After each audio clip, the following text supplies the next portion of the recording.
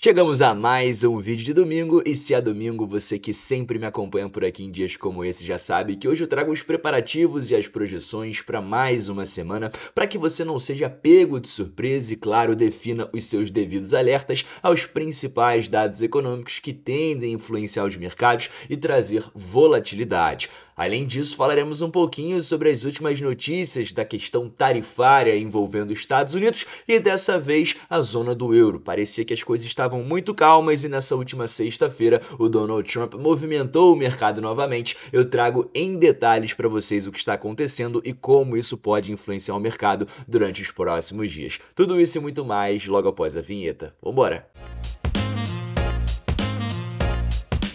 Fala família, sejam todos muito bem-vindos a mais um episódio da Liga Cripto. Se você é novo por aqui e ainda não me conhece, muito prazer, o meu nome é Bruno. Eu inicio o nosso vídeo de hoje como de costume aqui no canal, direto ao que interessa, antes de entrarmos na agenda econômica, trazendo para vocês todos os detalhes dos principais dados econômicos que devem influenciar os mercados nos próximos dias. A gente vai trazer uma breve recapitulação do que aconteceu nessa última sexta e, claro, sábado, que impactaram diretamente na ação de preço não só dos principais mercados nos Estados Unidos e mundo afora, mas também no Bitcoin. A gente viu o Bitcoin recuando ali da sua all-time high. Novamente, nesse sábado e hoje, começo de domingo, a gente começa a ver o Bitcoin retomando o seu preço, voltando aos 108, 109 mil dólares, mas a gente viu sim uma certa correção acontecendo nessa última sexta-feira, principalmente por conta desse fim da trégua da guerra comercial dos Estados Unidos com diversas nações. Então, apenas de forma resumida, a gente sabe que os Estados Unidos vem travando essa guerra com diversos países, trouxe um break aí de 90 dias com muitas das nações que ainda está negociando, justamente para que possa negociar em tarifas melhores mutualmente aí entre os países envolvidos. E claro, o grande problema que era a China foi resolvido, pelo que parece, já que eles fecharam um acordo interesse aí dos ambos os países envolvidos. Então a gente não sabe se isso vai perdurar, se isso vai continuar, mas pelo menos vai durar 90 dias, é o que foi falado aí, que esse acordo que foi feito entre as duas nações. No entanto, nessa última sexta-feira o morro estava muito calmo, as coisas estavam muito tranquilas e a gente viu o Donald Trump quebrando essa trégua, né, que havia ali no mercado nessa questão tarifária e fazendo algumas ameaças não só à União Europeia, como também à Apple, uma das grandes empresas norte-americanas. Então, primeiro eu vou falar para vocês o porquê eu acho que ele está fazendo isso. Na verdade, é uma opinião minha, tá? Não é uma coisa que eu estou lendo em lugar nenhum. Claro que eu vejo opiniões de outras pessoas, mas é uma coisa que eu estou formando da minha opinião. A gente viu na última semana, eu falei em diversos vídeos aqui no canal sobre o problema do aumento do yield dos Treasuries de 10 e de 30 anos. Geralmente, quando a gente vê isso, não é algo muito positivo para um país, porque significa que as pessoas estão liquidando os bonds. Então, como a gente falou em outros vídeos, os Estados Unidos têm alguns problemas. Eles aumentaram a dívida pública, eles reduziram impostos e eles não reduziram gastos. Ou seja, isso gera muitas incertezas, isso traz problemas, gera desconfiança e, naturalmente, as pessoas, como vimos aí nos últimos dias, optaram por liquidar esses bonds, principalmente devido a essa incerteza e todo esse caos que o Trump tem causando aí ultimamente. Então, na minha opinião, o Trump atacar do nada a União Europeia, falando em 50% de tarifa a partir do dia 1º de junho, e falar também que a Apple vai ter que pagar 25% de tarifa caso ela continue produzindo iPhones e outros produtos fora dos Estados Unidos. Como a gente sabe, a manufatura dos produtos da Apple é feita fora do país norte-americano, por N motivos, principalmente porque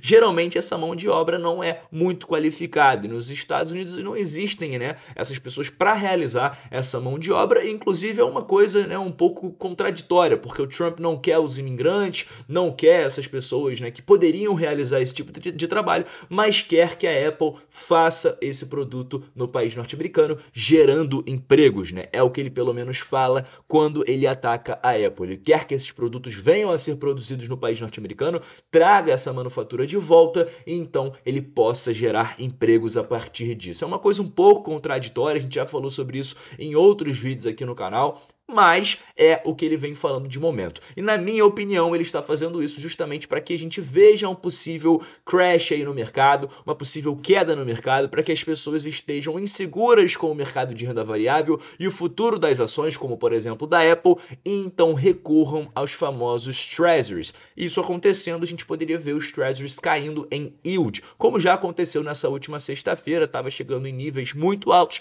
a gente viu isso acontecendo sexta-feira, já começou a cair um pouquinho. Então, na minha opinião, é o que ele está fazendo. Certamente, o Treasury subindo bastante em yield é uma preocupação do Donald Trump e eu não acho que ele está dando aqui nó em pingo d'água à toa. Eu acho que ele está fazendo isso aqui com um fundo de razão. Então, na minha opinião, ele está fazendo isso aqui justamente para tentar baixar os yields dos Treasuries de 10 e de 30 anos, que foram questões muito levantadas durante essa última semana. E aí, claro, todas essas falas de ameaças à Apple e ameaças à União Europeia e tarifas de 50% a partir do dia 1º de junho, estamos falando daqui 7 dias.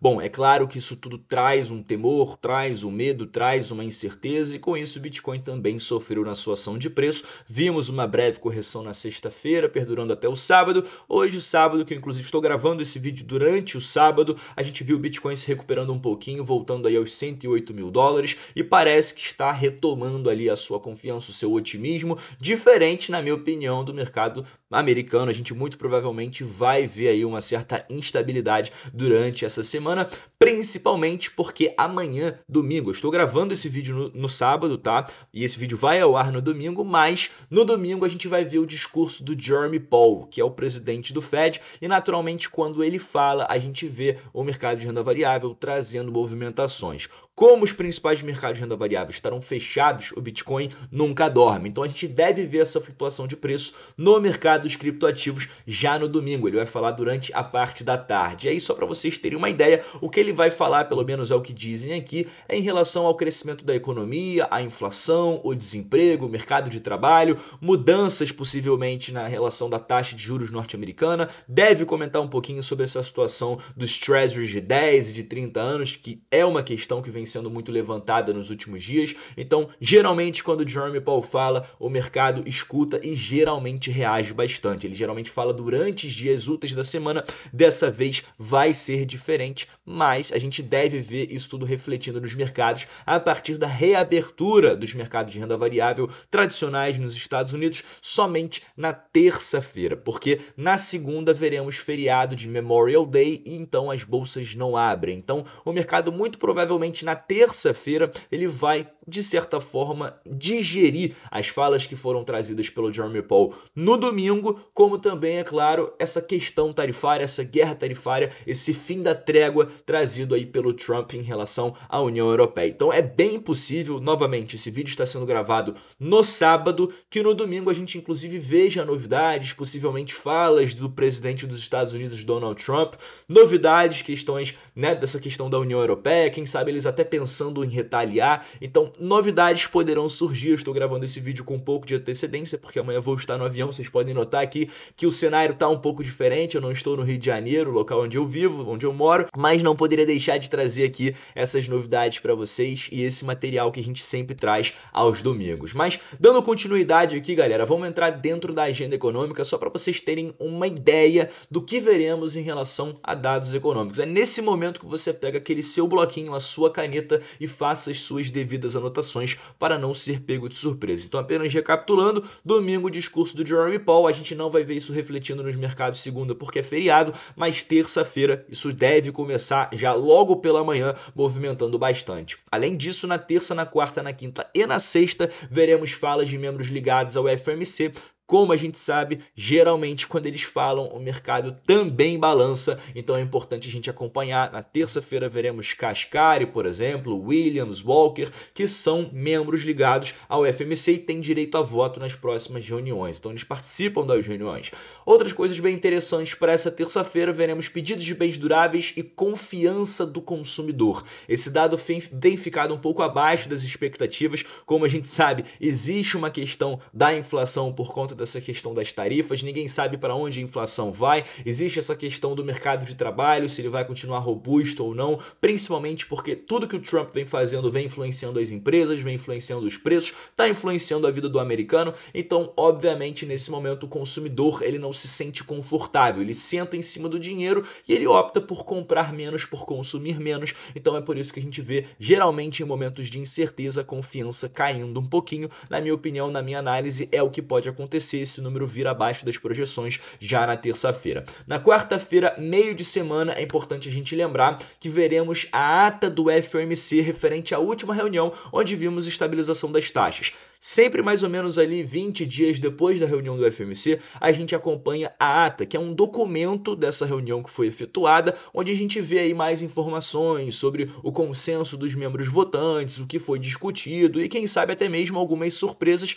que podem sim trazer volatilidade e impactar os mercados. Então é importante acompanhar quando as atas são divulgadas, elas podem inclusive deixar pistas em relação a próximas medidas de políticas monetárias a serem implementadas. Entrando na quinta-feira com vocês, como já falamos, continuaremos a ver falas de membros ligados ao FOMC e veremos também na quinta o PIB referente ao primeiro trimestre de 2025 de forma preliminar. E não só isso, assim como em todas as quintas-feiras, pedidos iniciais e pedidos contínuos por seguro-desemprego, dados que estão ligados diretamente ao mercado de trabalho norte-americano. Vale lembrar que essa semana é a semana que antecede a semana de payroll. Então a próxima semana, sem ser essa que está começando agora, a próxima, na primeira semana de junho, já veremos dados importantíssimos como o payroll, como os JOLTS, né, que vão dar para a gente um parâmetro sobre o mercado de trabalho norte-americano, e isso deve trazer também uma volatilidade ao mercado. Fechando com vocês a nossa semana na sexta-feira, continuação das falas dos membros do FOMC e, claro, veremos o principal dado de inflação acompanhado pelo Fed. A gente sabe que nesse momento o Fed está mirando na inflação, eles não querem que a inflação seja um problema,